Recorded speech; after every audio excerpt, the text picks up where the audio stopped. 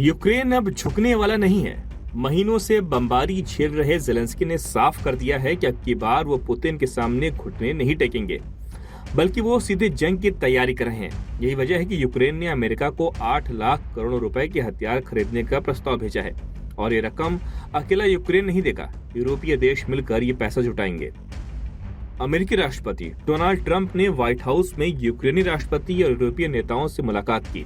इस मुलाकात में उन्होंने यूक्रेन को सुरक्षा गारंटी देने का वादा किया। ये वही सुरक्षा गारंटी है जिसे नाटो का आर्टिकल 5 कहा जाता है, यानी अगर यूक्रेन पर हमला हुआ तो मानो पूरे अलायंस पर हमला हुआ।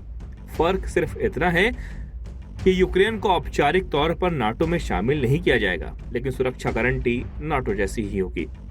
रिपोर्ट के मुताबिक यूक्रेन ने अमेरिका से 100 अरब डॉलर यानी 8,30,000 करोड़ रुपए के हथियार और 50 अरब डॉलर यानी 4,15,000 करोड़ रुपए के ड्रोन खरीदने का प्रस्ताव दिया है। ये प्रस्ताव ज़ेलेंस्की ने ट्रंप और यूरोपीय सहयोगियों के साथ साझा किया। हथियारों की पूरी लिस्ट सामने नहीं आई है, लेकिन यूक्रेन ने साफ कर दिया है कि उन्हें पैट्रियट एयर डिफेंस सिस्टम चाहिए, कम से कम 10 सिस्टम, ताकि राजधानी और बड़े शहरों को रूसी मिसाइलों से बचाया जा सके। अब सवाल ये उठता है कि यह पैसा कौन देगा। दरअसल यूरोप को ये चिंता है कि अगर यूक्रेन हार गया तो रूस सीधे उनके दरवाजे पर खड़ा होगा। यही वजह है कि जर्मनी, फ्रांस और अन्य यूरोपीय देश मिलकर इस डील को फंड देंगे, यानी यूक्रेन को हथियार मिलेंगे, अमेरिका को पैसा मिलेगा और यूरोप को सुरक्षा का भरोसा मिलेगा। ट्रंप ने साफ कर दिया है कि अब अमेरिका नाटो को ही हथियार बेचेगा। नाटो चाहे वो हथियार यूक्रेन को दे सकते हैं। इसका मतलब है कि अमेरिका सीधे रूस के साथ युद्ध में नहीं उलझेगा, लेकिन वो अपने हथियारों से जंग की दिशा तय करेगा, और यही बात पुतिन को सबसे ज्यादा चुभ रही है। जर्मन चांसलर ने खुलासा किया है कि पुतिन अगले 2 हफ्ते में ज़ेलेंस्की से मिलने के लिए तैयार हो गए हैं, यानी 15 दिन के भीतर वो बैठक होगी जिस पर दुनिया नजर टिकाए हुए है।